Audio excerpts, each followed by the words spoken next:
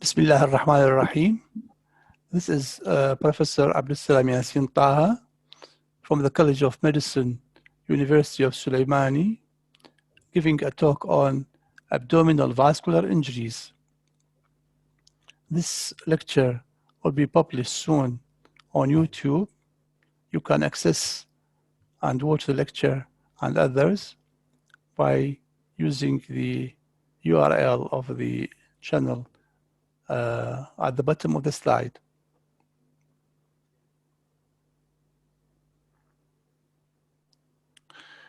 The general surgeon is frequently involved in the management of abdominal trauma. Alone or as a member of the trauma team, the general surgeon should always be prepared to correctly diagnose and treat abdominal vascular injuries. Abdominal vascular injuries are technically challenging and are often fatal.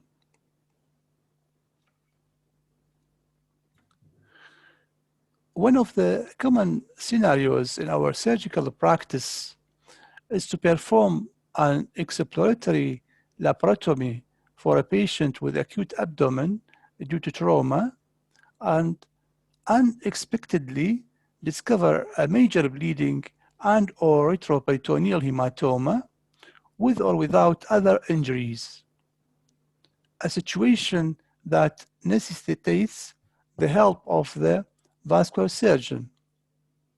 Meanwhile, the hemodynamic state of the patient usually gets worse due to uncontrolled hemorrhage awaiting the arrival of the vascular surgeon. The objective of this lecture is to enable the general surgeon to make a clinical diagnosis or at least to suspect abdominal vascular injuries preoperatively so that surgical exploration is performed in optimum operating conditions with a vascular surgeon present and vascular instruments available to ensure patients' recovery in these technically challenging injuries. The hallmarks of abdominal vascular injuries are the difficulty in obtaining immediate proximal vascular control and adequate vascular exposure, repairing vascular injury in the presence of contamination, managing the consequences of ischemia to critical end organs, and the long-term follow-up for patency of vascular repair.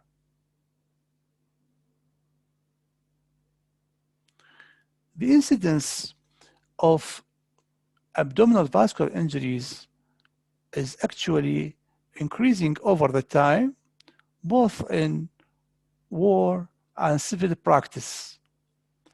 So, for example, DeBakey and Simon published a paper in the Annals of Surgery in 1946, in which they have reported on 2,471 arterial injuries during Second World War.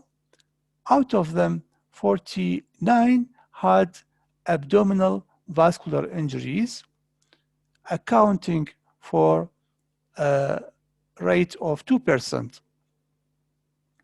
Rich et al.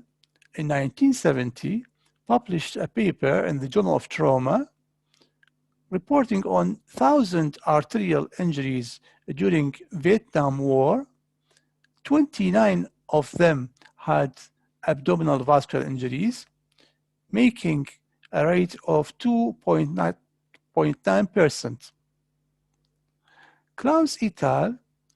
Published a paper in Journal of American College of Surgery in 2007, in which they have reported on 301 vascular injuries during operation of Iraqi liberation. 18 of them had abdominal vascular injuries, making a percentage of 6%. So the incidence of abdominal vascular injuries in military conflicts is therefore rising. Likewise, the improvement in pre-hospital resuscitation and care had resulted in more abdominal vascular injuries due to penetrating agents being encountered in civil practice as well. If we look at the etiology of abdominal vascular injuries, we have either penetrating or blunt trauma. All abdominal vessels are susceptible to injury with penetrating trauma. Vascular injuries in a blunt trauma are far less common and usually involve the renal arteries and veins, though all other vessels, including the aorta, can be injured. Blunt trauma results from deceleration, anteroposterior compression, or pelvic fractures.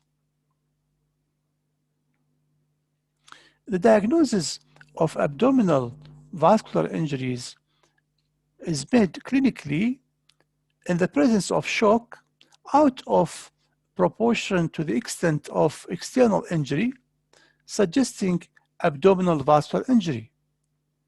Moreover, isolated abdominal injury in patients with shock suggests major vascular injury that requires emergency laparotomy for control. The critical patient requires no further investigations and should be subjected to emergent exploratory laparotomy for confirmation of the diagnosis, while a stable patient may be subjected to a plain film of the abdomen, which can show the gunshot wound trajectory and sometimes pelvic fractures. The plain X-ray of this patient shows shell fragments. CT angiography is also useful in late penetrating trauma. CT scan of the abdomen may be helpful also in blunt abdominal trauma, like this patient, in which there was a contusion of the right kidney and perirenal hematoma revealed by CT scan of the abdomen after blunt abdominal trauma.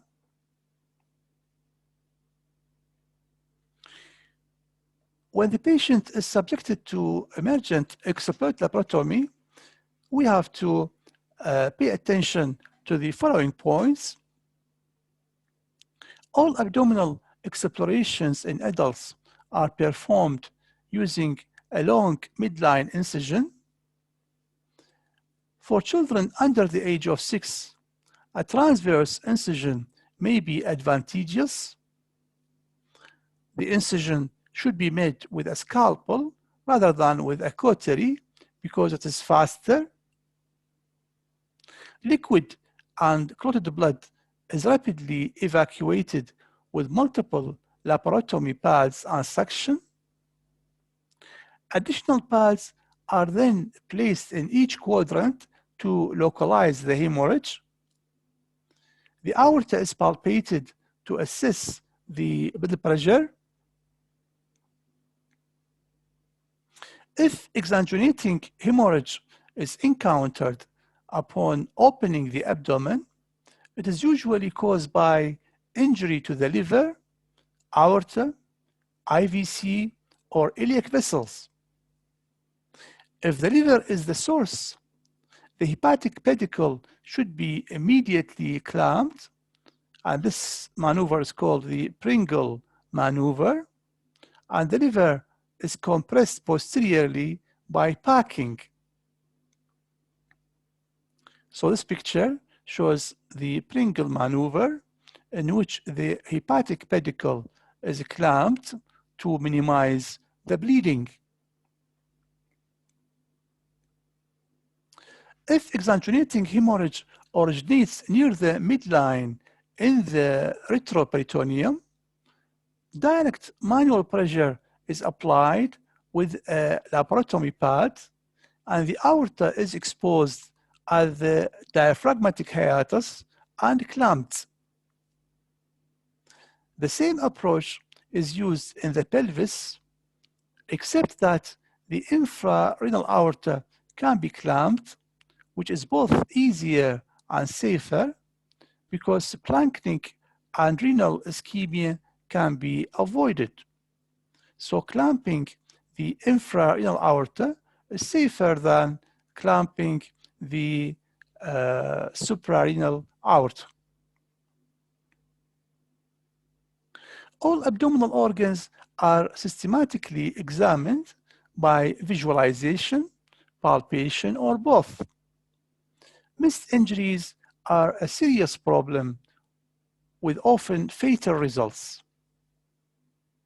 In penetrating trauma, missed injuries can occur if wound tracks are not completely explored or due to failure to explore retroperitoneal structures such as the ascending and descending colons, the second and third portions of the duodenum, and ureters. Furthermore, injuries of the aorta or the IVC may be temporarily tamponated by overlying structures because both the aorta and IVC are retroperitoneal structures. If the retroperitoneum is opened and the injury overlooked, delayed massive hemorrhage may occur following abdominal closure.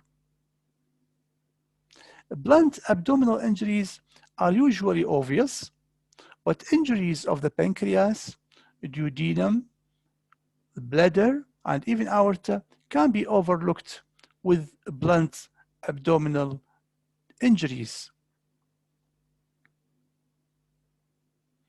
Vascular exposure.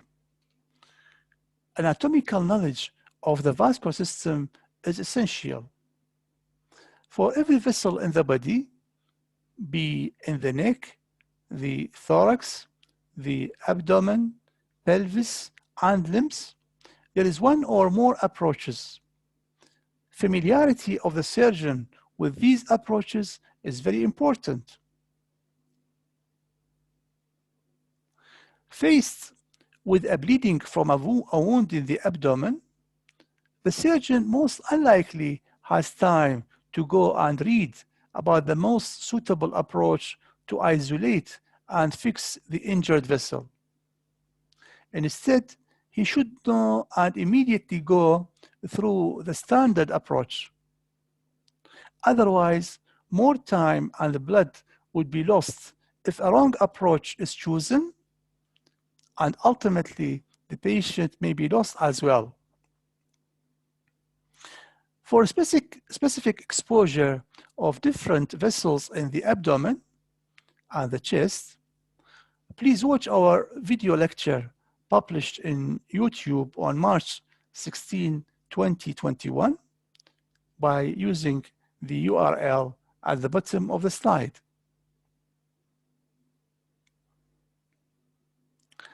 Several vessels are notoriously difficult to expose in the abdomen. These include the retrohepatic IVC, suprarenal aorta, the celiac axis, the proximal superior mesenteric artery, the junction of the superior mesenteric vein, splenic and portal veins, and the bifurcation of the inferior vena cava. So most of the vessels in the abdomen are difficult to be exposed. Maneuvers have been described to aid in the exposure of all of these vessels. The first maneuver we start with is the left medial visceral rotation. This maneuver is used to expose the suprarenal aorta celiac axis, proximal superior mesenteric artery, and left renal arteries. Left medial visceral rotation is performed by incising the left lateral peritoneal reflection, beginning at the distal descending colon and extending the incision past the splenic flexure around the posterior aspect of the spleen, behind the gastric fundus, and finally ending at the esophagus. So this is a picture showing left medial visceral rotation, which is done for the purpose of exposure of the upper abdominal aorta and its branches, the celiac axis, the supramesenteric artery, and the left renal artery. And by the way, aortic injury is most commonly encountered, occurring in 1/4 of patients. And here you can see the plane of dissection for left medial visceral rotation. The incision in the peritoneum is performed lateral to the colon and behind the spleen, and it can be performed extended either behind the left kidney or in front of the left kidney, and ultimately the colon, the stomach, the spleen and the pancreas are rotated to the right side. So this incision permits the left colon, spleen, pancreas, and stomach to be rotated toward the midline. Division of the left crust of the diaphragm will permit access to the aorta above the celiac axis. This maneuver is much more difficult and time-consuming than it first appears. Similar to the left medial visceral rotation, on the right side, we have the right medial visceral rotation technique, in which mobilization of the right colon and the Kocher maneuver will expose the entire inferior vena cava except the retrohepatic portion. It is technically simple, unlike the left side, and the kidney can be left in situ or mobilized with the remaining viscera with both right and left medial rotations. So this is a picture showing right medial visceral rotation after incising the peritoneum lateral to the colon and doing a Kocher maneuver of the duodenum. The entire IVC is visible, and the IVC is the vein most often involved, representing approximately 1/3 of patients with vascular injury of the abdomen. So 1/4 of abdominal vascular injuries is the aorta, and 1/3 of the cases is the IVC injury. So this is a demonstration of the right medial visceral rotation, and at the small picture you can see the site of the incision lateral to the colon, and this is the incision of the Kocher maneuver. Well, the junction of the superior mesenteric vein, splenic vein, and portal veins can be exposed in elective surgery by dissecting these vessels from the pancreas as required when performing a distal splenorenal shunt operation. However, in the presence of massive bleeding from a venous injury, this may be impossible. Therefore, in trauma surgery, the neck of the pancreas is divided without hesitation, and this provides excellent exposure of this difficult area. So in trauma cases, under the presence of the bleeding, the neck of the pancreas can be divided to reveal the junction of the superior mesenteric, the splenic, and the portal veins. What about the IVC bifurcation? The bifurcation of the IVC is obscured anatomically by the right common iliac artery. This vessel should be divided to expose extensive vena cava injuries of this area. And the right common iliac artery must be repaired after the venous injury is treated. Otherwise, amputation occurs in as many as 50% of patients. So this is a picture showing an injury of the right common iliac artery, and beneath it is an injury to the bifurcation of the IVC. In order to expose and repair the vena cava injury, the right common iliac artery is divided, the venous injury is repaired, and after that, the right common iliac artery is repaired by an end-to-end anastomosis. Otherwise, ischemic complications of the lower limb and even amputation can occur in half the cases. Another maneuver may be needed in abdominal vascular injuries is called pelvic vascular isolation. Injuries of the iliac vessels pose a unique problem for emergency vascular control. Because there are so many large vessels in proximity, multiple vascular injuries are common. Furthermore, venous injuries are not controlled with aortic clamping. A helpful maneuver is, in these circumstances, is pelvic vascular isolation. So what do we mean by pelvic vascular isolation? Vascular clamps are placed on the major vessels away from the site of the injury. To start with, we don't know the site of the injury. And then we proceed with a blunt and sharp dissection with the help of the assistant. And gradually, we move the clamps closer and closer until we reach the site of the injury. So as the dissection continues, the clamps are moved progressively closer to the vascular injuries until definitive control of hemorrhage is achieved.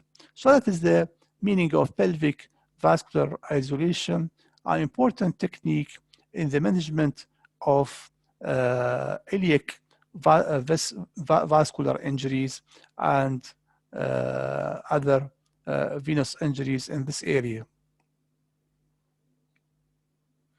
Now, this is a diagram which shows the zones of injury of the vessels of the abdomen. The central zone, or zone 1, represents the retroperitoneal area in the midline, extending from the hiatus to the sacrum, while zone 2 is the lateral retroperitoneal area on both sides, and zone 3 is the region of the pelvis. Now, understanding these anatomical zones is important for the planning of our therapeutic plan or treatment, therapeutic options in abdominal vascular injuries, especially the retroperitoneal hematoma. So, retroperitoneal hematoma occurs in more than 90% of abdominal vascular injuries. So, this is very important. Almost every case, or 9 out of 10 cases of abdominal vascular injuries have retroperitoneal hematoma. Wounded veins bleed at low pressure into contained spaces, and spontaneous hemostasis can be seen. Contained hematomas are not expansive and are more common on the right side. Retroperitoneal hematoma of arterial origin is bright red, rapidly expansive, and more commonly occurs on the left side. Management of RPH, means retroperitoneal hematoma, depends upon its location. Central RPH should be explored. Retrohepatic RPH needs packing. Perirenal RPH should be explored unless hematoma is stable in an otherwise unstable patient. Pelvic retroperitoneal hematoma due to penetrating injury needs exploration, as there is likely a major vascular injury. However, pelvic RPH due to blunt trauma is managed conservatively by surgical packing and/or endovascular techniques. Retroperitoneal hematomas should not be explored right away unless they are actively bleeding. What about endovascular options? There are limited case series and reports. They are contraindicated in, number 1, hemodynamically unstable patients. Number 2, in the presence of other injuries requiring exploration. And number 3, in lower limb ischemia. Blunt injuries causing intimal disruption are more amenable to endovascular therapy. Intimal disruption is the most common cause of renal artery injury. So this is an example of a report of endovascular repair of an actively hemorrhaging stab wound injury to the abdominal aorta, published by Qasim Hussein et al. In 2008. So in summary, after the abdomen is entered, immediate control of the supraceliac aorta should be considered before continuing the operation. Stopping the procedure after the initial exploration for damage control to allow time for resuscitation in the intensive care unit is often a reasonable initial treatment. If the patient's condition allows, and if endovascular methods are available, consider placing an aortic balloon from the left brachial artery for temporary occlusion. In surgery for abdominal vascular injuries, control of hemorrhage takes priority over avoiding organ ischemia. Ligation is always possible except for the suprarenal aorta and the suprahepatic IVC. Ligation of the portal vein should be avoided as much as possible. Ligation of the right renal vein is equivalent to nephrectomy, while left renal vein can be ligated. And the take-home message, abdominal vascular injuries can be encountered in up to 1/4 of abdominal trauma. Unless the general surgeon is well prepared, the management of such challenging injuries can be a nightmare.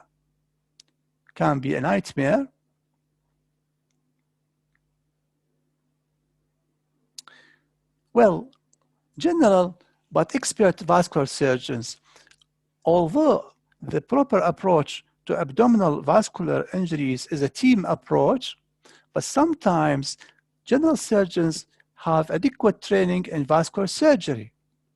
And these are 2 examples. Dr. Nazar Abdulatif Al-Mahfouz, born in 1956, had many degrees in surgery. He's a senior consultant general, GIT, bariatric laparoscopic surgeon at Basra and Suleymaniya, Iraq. Besides his excellent performance in general and GI surgery, he is well known for his expertise in thoracic and vascular surgery. And the second is Dr. Safwan Abdurrahman Taha, born at 1959. He had many surgical degrees. He's a professor since 2000. He's a consultant laparoscopic and bariatric surgery at Abu Dhabi, United Arab Emirates. He is an international speaker with more than 37 published papers and a reviewer for Obesity Surgery Journal. Besides his excellent current job in obesity surgery, he is recognized for his good experience as a vascular surgeon. And with this nice photo of Baghdad at 1969, I conclude my lecture. I would like to thank you for your watching and listening. This is Professor Abdulsalam Yassin Taha signing off from the College of Medicine, University of Suleiman.